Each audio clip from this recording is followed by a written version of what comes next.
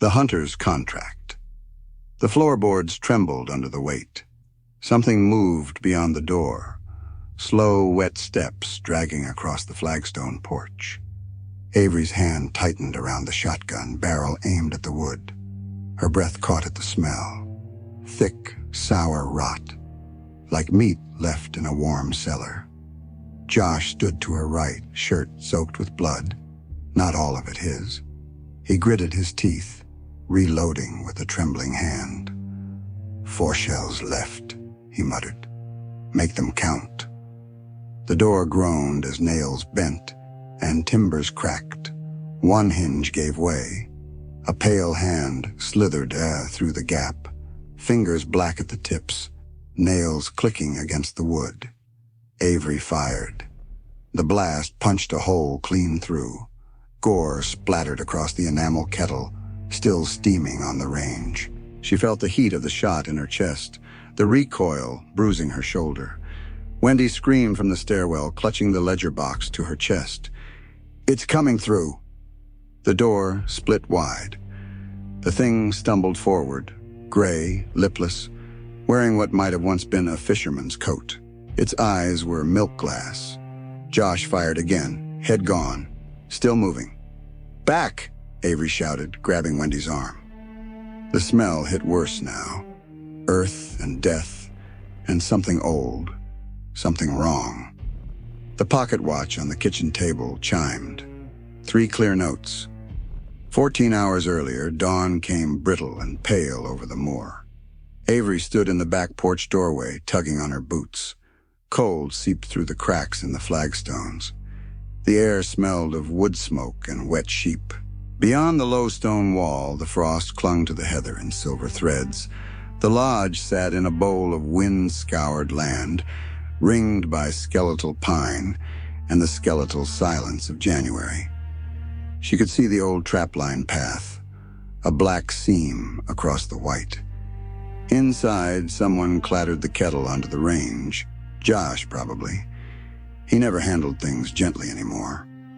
Avery stomped her boots clean and stepped into the kitchen, where the air was thick with peat smoke and burnt toast. The enamel kettle hissed. Josh stood by the stove, sleeves rolled, a cigarette dangling from his lip, though he hadn't lit it. "You were up early," he said. "Couldn't sleep," Avery replied. She moved past him to the sink, where a cracked mug waited by the tap. The mug had a fading cartoon fox on it, Wendy's from when she was 6. Josh grunted, flipping the kettle off the boil. "Did you check the traps?" "Only the lower run, nothing fresh. Something's been dragging the bait, though. Tracks looked off." "Off how?"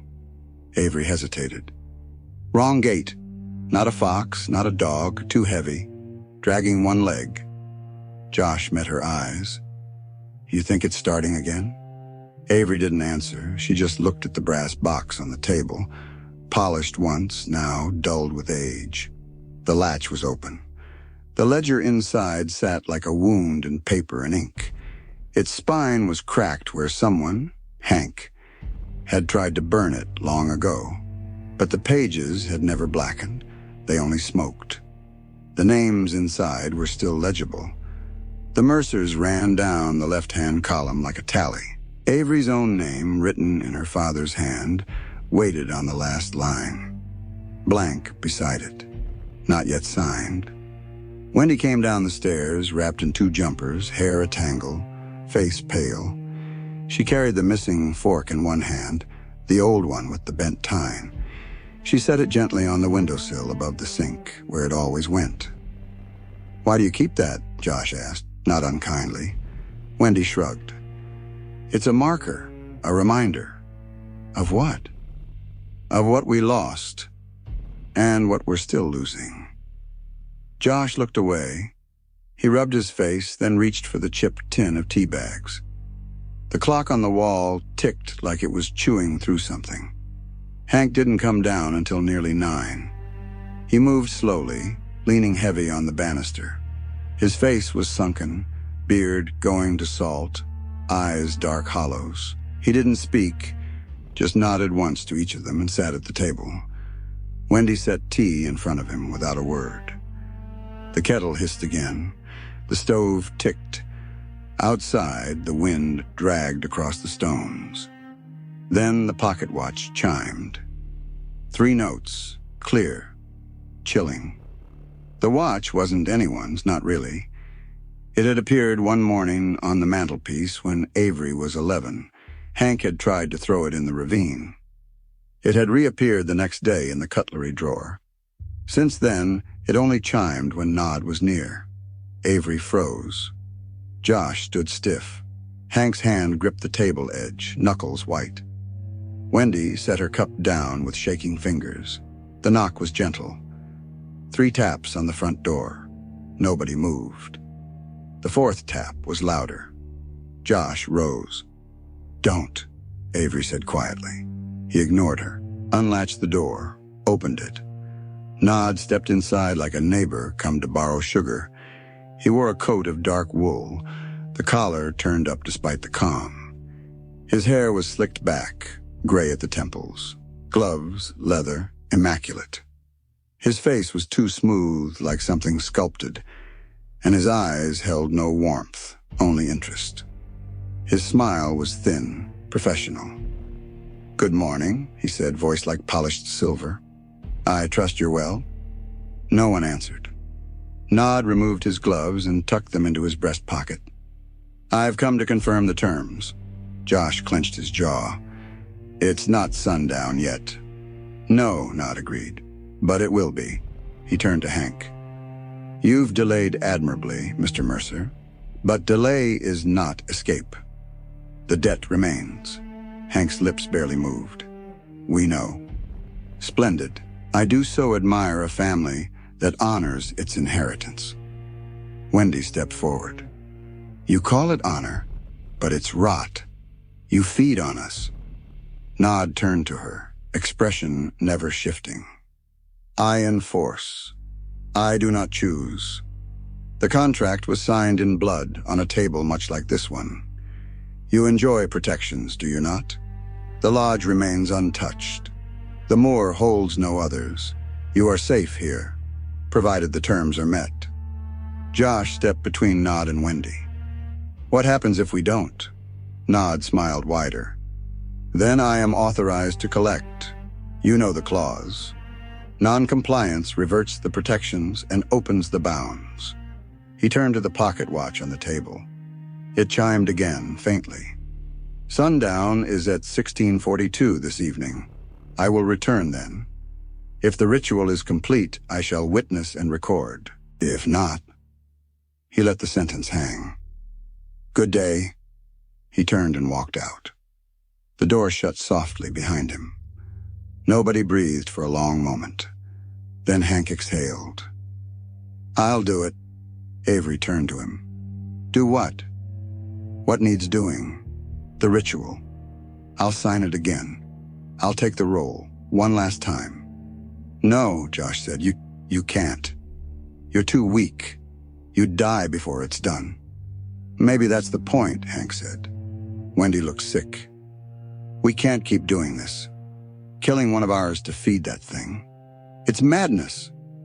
Josh leaned on the table, eyes blazing. "And what? Let Nod loose?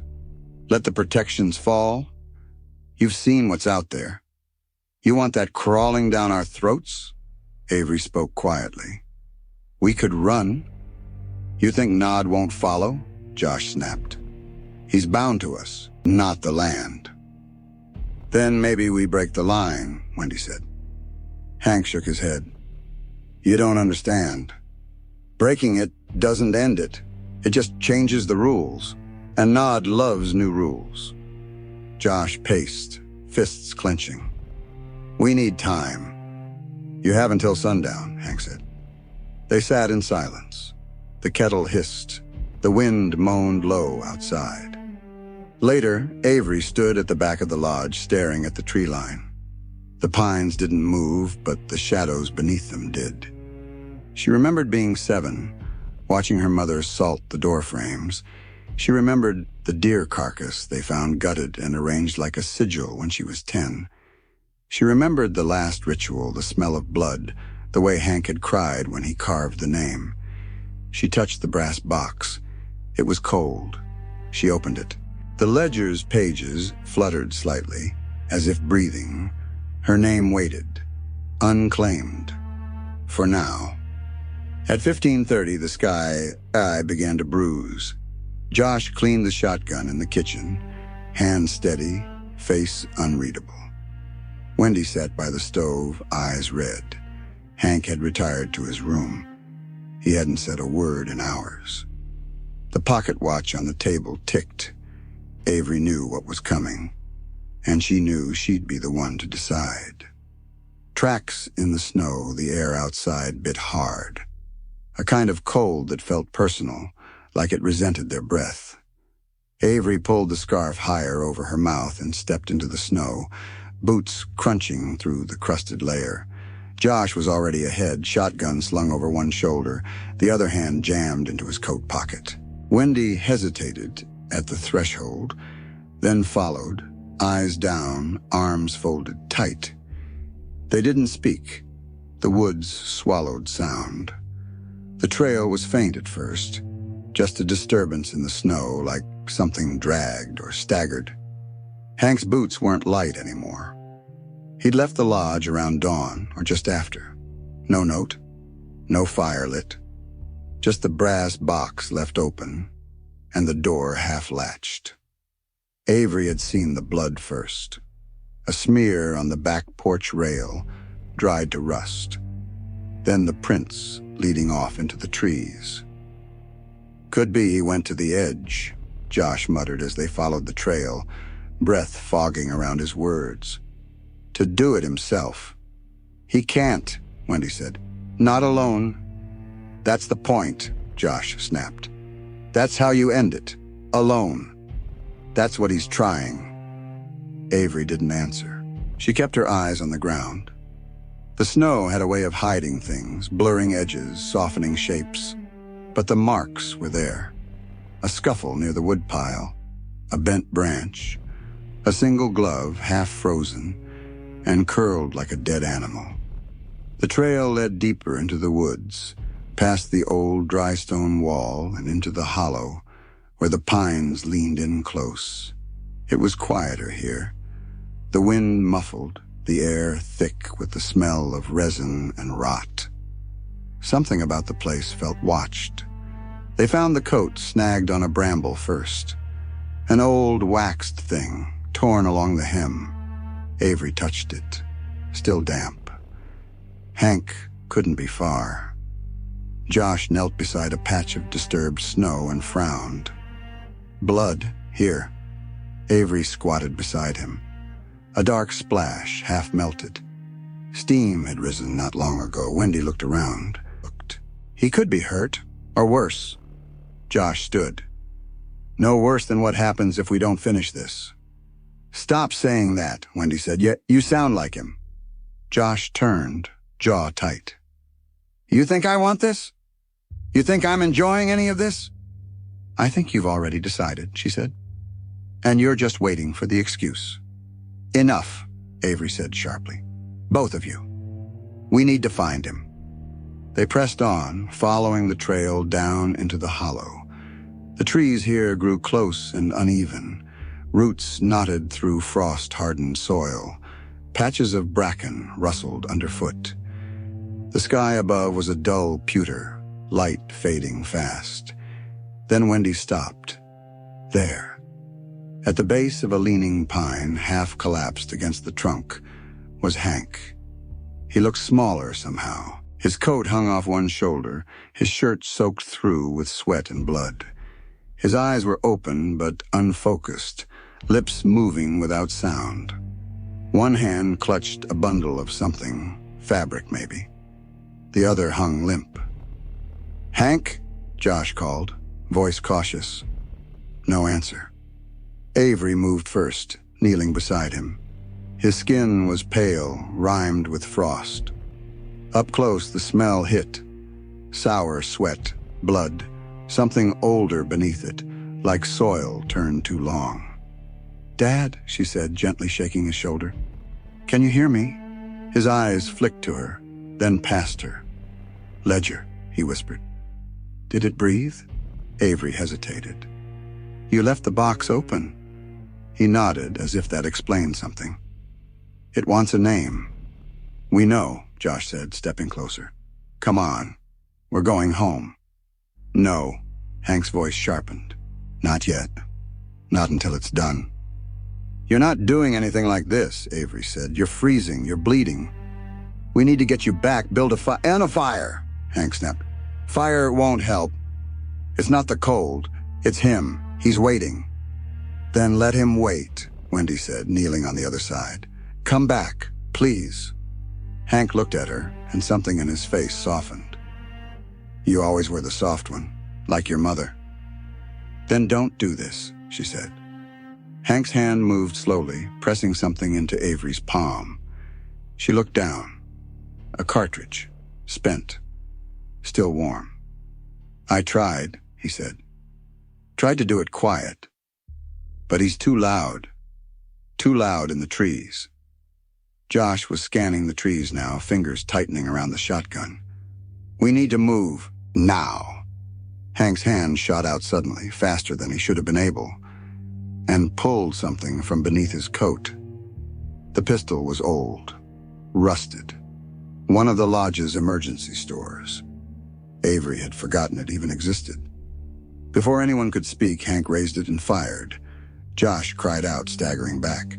The shot rang sharp and close, echoing through the trees. Snow flew. Blood stained the white. Josh! Avery lunged toward him as he crumpled, clutching his thigh. Jesus! I didn't kill him, Hank said. I could have. Didn't. Wendy screamed something, words lost in panic as she tore off her scarf and pressed it to Josh's wound. Blood soaked through fast. You bastard! Avery hissed. You shot your own son! Hank dropped the pistol. It landed with a muted thud in the snow. He wouldn't listen, he said. None of you will. Someone has to choose. Someone has to feed it. Josh's face was white with shock, lips pulled back in pain. You lunatic! You absolute— Shut up, Avery snapped. Don't move, you'll make it worse. Don't move, Josh barked. He shot me. Because he thinks it'll force me to do it, she said. That's what this is, isn't it? Hank didn't answer. He just looked up. And that's when the air changed. It wasn't wind. It was presence. The trees seemed to lean closer. The shadows thickened, not darker, but denser, like smoke in water. Then came the ticking. Tick, tick, tick. The sound didn't come from any direction. It came from everywhere. Avery turned.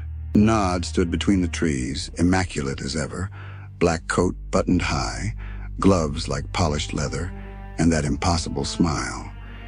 In his hand, the pocket watch clicked softly. Grim theatrics, he said, voice like warm oil, but effective. I admire commitment. No one spoke. Nod stepped forward, not disturbing the snow. Shall we formalize the escalation? Go to hell, Josh spat from the ground. Oh, I've been, Nod said, smiling wider. Found it dreadfully dull. Too much screaming, not enough structure. He knelt beside Josh, one knee barely brushing the snow. May I? He didn't wait for an answer. He peeled back the scarf, inspected the wound. Through the muscle, clean. Missed the artery. Intentional. The old man's not as far gone as you think. Wendy pulled him back. Don't touch him. Nod stood, brushing off invisible dust. You're out of time. Sunset approaches. The ledger remains unsigned. The protections strain. We're not doing it, Avery said. Not like this. Ah, Nod said. But you are. You will. Because you've already started. He gestured around them. You followed the trail. You carried the weapon. You bore witness to the blood. The act has begun. The ritual only needs a name. Then take mine, Hank said, voice rough. Finish it with me. Nod raised a brow. A noble offer. But the ledger doesn't accept repeats. Each name must be new, fresh, untasted. Avery felt her stomach turn. So that's it? We feed you someone new every time? Don't be crude, Nod said. It's not feeding, it's sustaining. The contract protects. The offering ensures continuity. It is very old magic, very civilized. Josh groaned, trying to sit up. You're a parasite. Nod smiled. I'm a solicitor.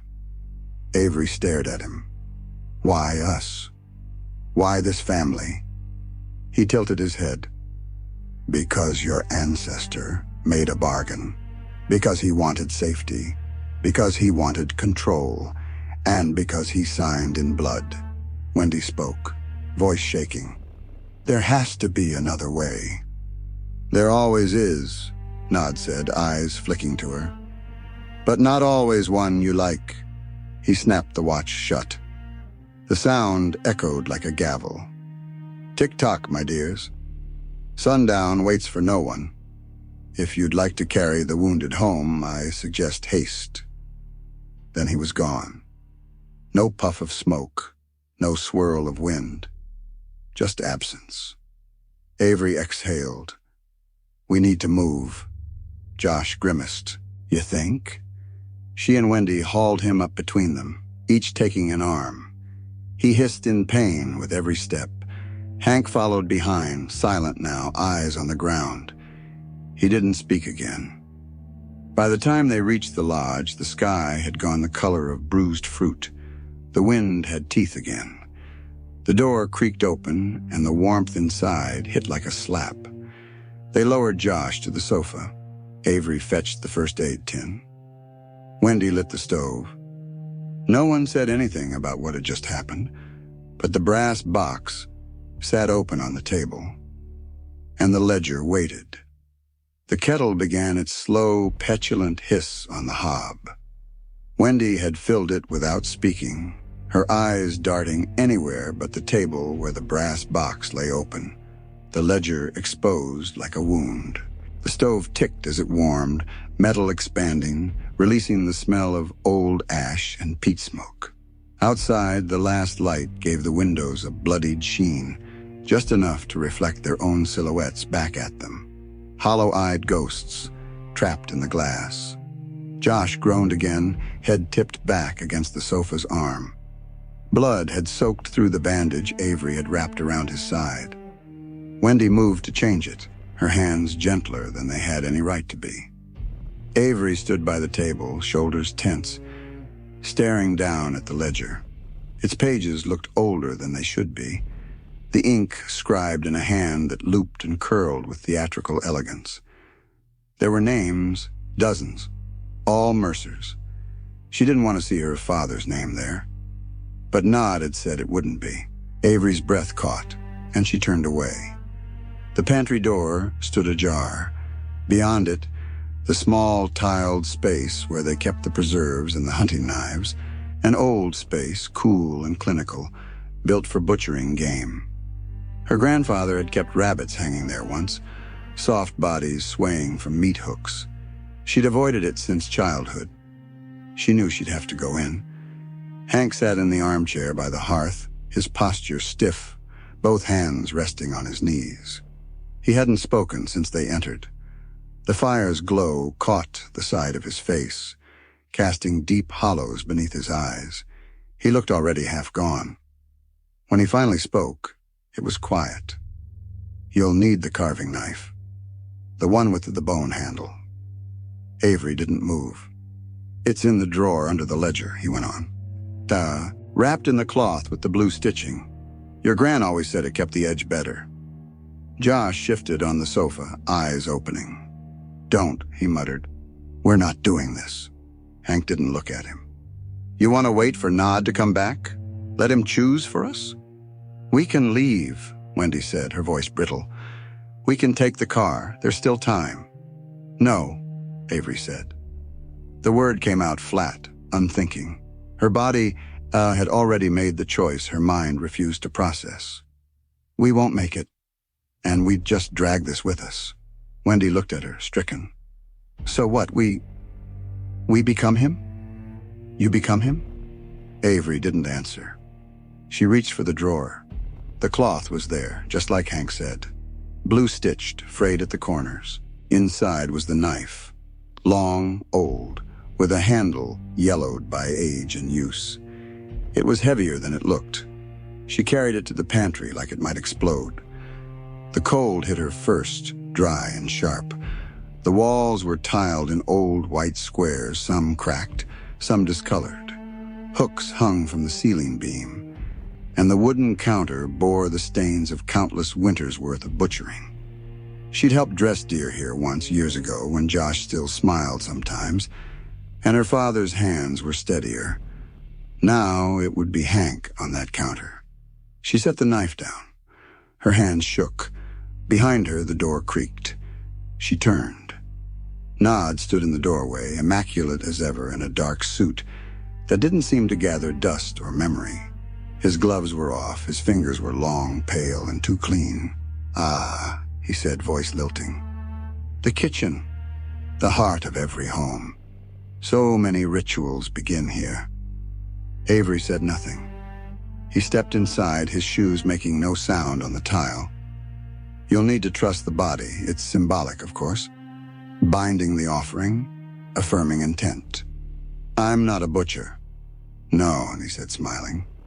"You're a daughter, which is far more potent." He reached into his coat and pulled out a folded length of twine, placing it on the counter beside the knife. "Arms first, then the legs, folded neatly as if for burial. Presentation matters." She stared at the twine. "Do you want me to do it for you?" Nod asked. "I can, but that would void the transfer.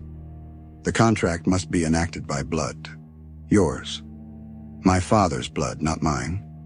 He inclined his head. "He was the last signatory. You are the successor. The act must be yours, or the contract reverts to its default state, uncontained, open-ended." "You mean we all die?" "Eventually. Or worse, survive without protection. Have you considered what that looks like? The dead do not stay buried in these hills, Miss Mercer. You've seen that." Avery gripped the counter. "I'll do it," he smiled. "Good girl." She left the pantry and returned to the sitting room. Josh was trying to sit up again, face pale, brow slick with sweat. Wendy was whispering to him, pleading. Hank hadn't moved. "Dad," Avery said. He turned his head. "I need you to come with me." He nodded once. "Do it outside." "No," she said. "You'll freeze. Just come in the pantry. It's cleaner." He stood slowly, joints cracking. As he passed Wendy, she reached out. "You don't have to do this." "I do," he said. "And I want it to be you, Avery, not him." Josh said something, but it was lost in the scrape of boots on tile. The pantry door closed behind them. Avery helped him onto the counter. It creaked under his weight. He lay back, eyes on the ceiling. "You remember the fox?" he asked. "The one we found in the trap when you were little?" She nodded, throat tight. "Leg shattered. You cried the whole time I was putting it down, but you held the torch." "I remember." He turned his head. "Hold it steady now." She raised the shotgun. Nod had left it by the door without a word. It felt different in her hands now, less a weapon, more an instrument. "I'm sorry," she whispered. "I'm not." She pulled the trigger. The sound cracked through the lodge like a thunderclap. Outside, the wind dropped. Inside, the world became very quiet. She trussed the body in silence. Arms folded across the chest, legs bound at the ankles. Nod watched from the doorway, head tilted like a curious crow. He said nothing until she was finished. "Now," he said, stepping forward, "the naming." He placed a folded piece of parchment on the counter. A single line of ink already marked it. "The ledger accepts names in a specific form. You must speak it aloud. This is both legal and ritual. Avery swallowed. What form? Full name, relationship, intention. She looked down at the parchment. The ink shimmered faintly. I, Avery Mercer, she said, voice raw, offer this body, Hank Elias Mercer, my father, as fulfillment of the contract, that the protections may continue. The ink flared, then faded. Nod smiled. Very good. He handed her a pen.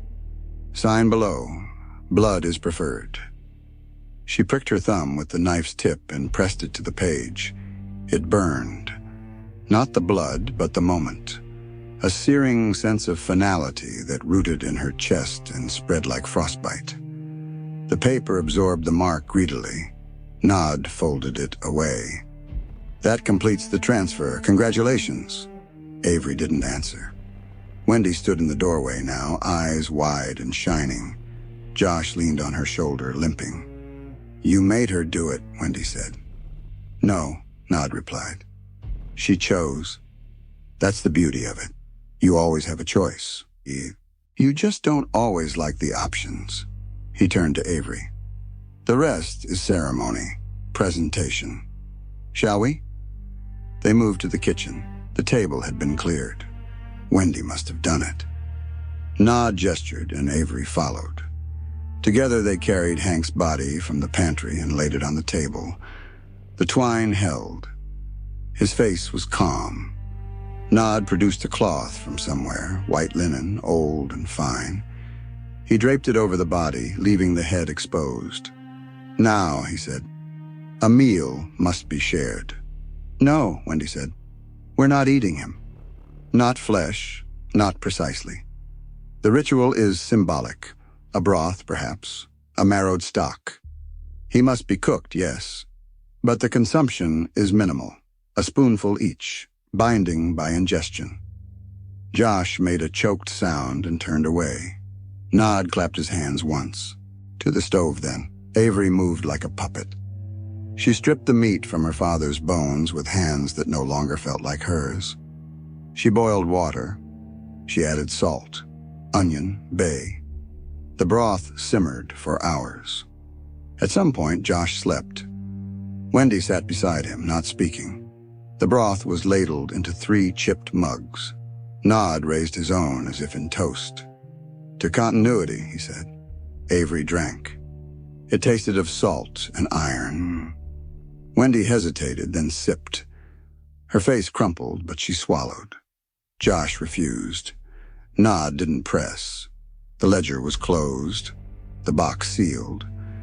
The pocket watch chimed once, then fell silent. Nod stood by the door, coat already buttoned. I'll take my leave. You've done well. Avery stared at him. When do you come back? He smiled. When it's time. And then he was gone. The wind outside picked up again, rattling the windows. Inside, the lodge was warm and still, and sick with memory. Inheritance, the mugs still sat on the table, their rims stained dark. The broth had cooled, congealed slightly at the edges. Nobody moved to clear them. The linen cloth over Hank's body had been folded back, leaving him bare beneath the yellow glow of the lamp. It swung gently on its chain, casting shadows that shifted with the draft slipping under the doorframe. Avery stood at the sink, rinsing her hands. The water steamed, but her skin stayed cold. She scrubbed until her knuckles turned raw, the soap slick with a faint pink sheen. Bits of onion skin clung to the plug hole. She watched them swirl and vanish. Behind her, Wendy moved slowly. She took the mugs in one at a time, rinsing them wordlessly. The third, Josh's untouched portion, she hesitated over. Then she poured it down the drain and turned the tap on full. The silence was a presence. No one turned on the radio. The pocket watch lay closed on the mantel, its chimes spent. Josh sat in the armchair with a blanket pulled over his lap, one leg extended stiffly. His face was gray with pain, but he didn't complain.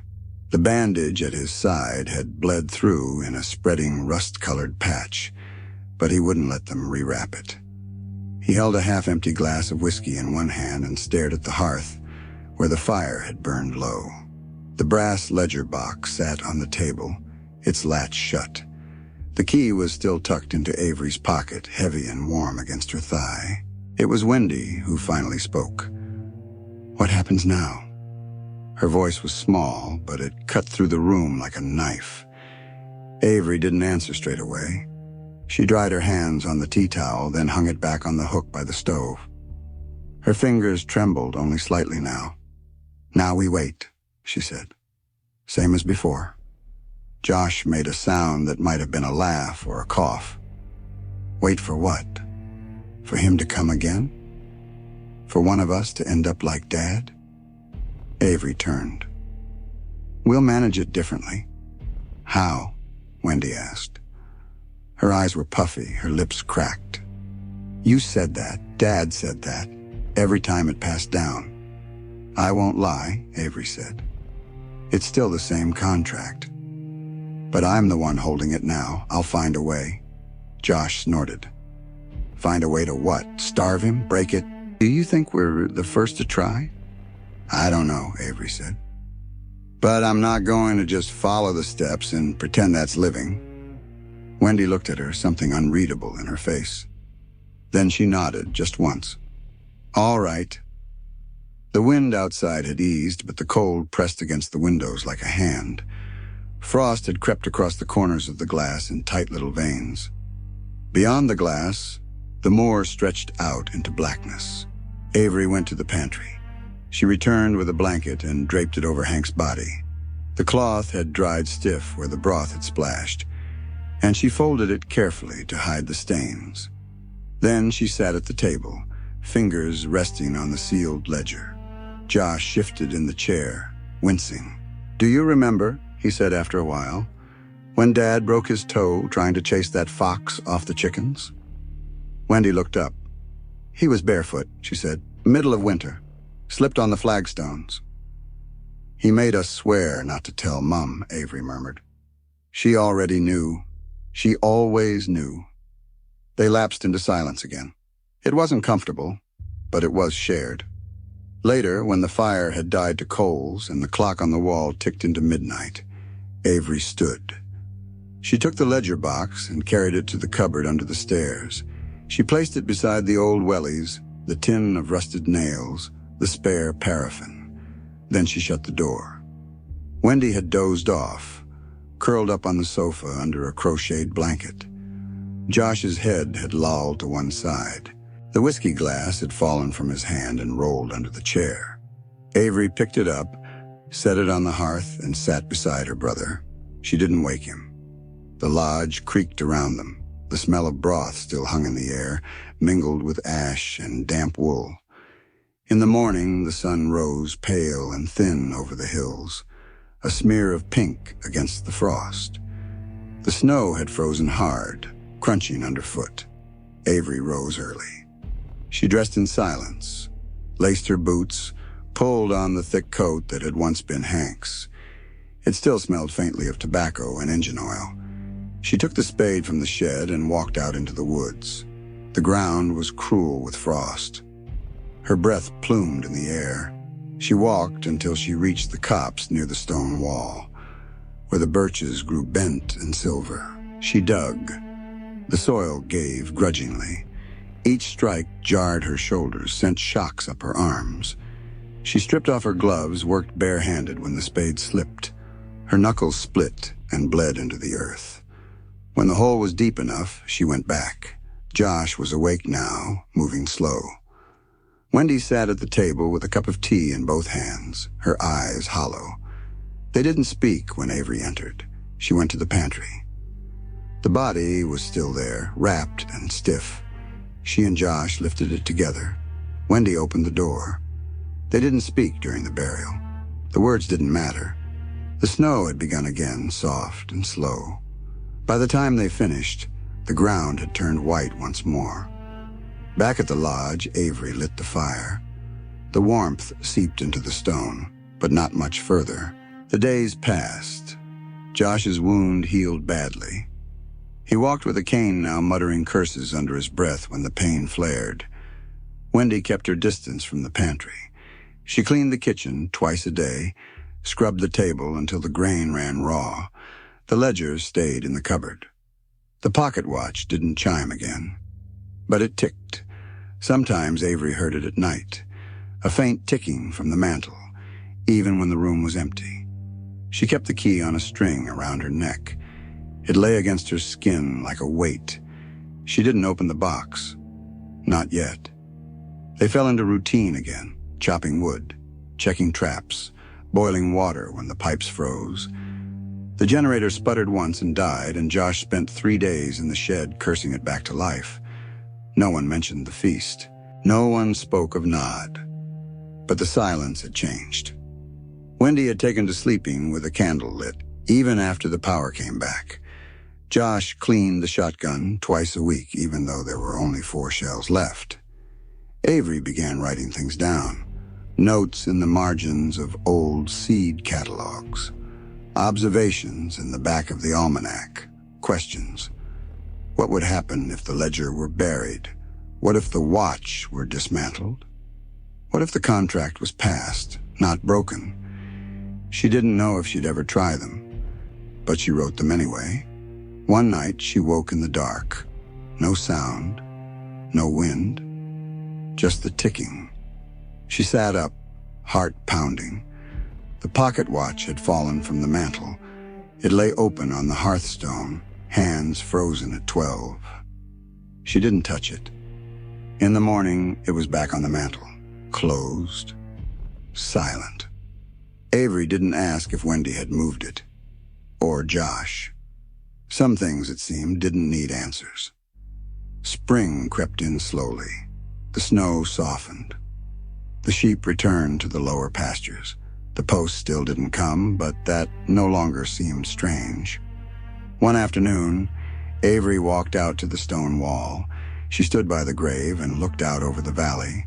The heather was beginning to bud. She didn't cry. There was nothing left to give. Just a hollow sort of knowing. Behind her, the lodge waited. Smoke curled from the chimney. A bird sang, thin and reedy. She turned back, boots crunching on the thawing path. Inside, the fire was lit. Wendy was cooking something that smelled of leeks and potatoes. Josh sat at the table, polishing a hunting knife. Avery hung her coat by the door. She crossed to the sink, washed her hands, and set the kettle on to boil. The pocket watch on the mantel stayed closed. But it would chime again. One day. She knew that now. And when it did, she would be ready. Or as ready as anyone ever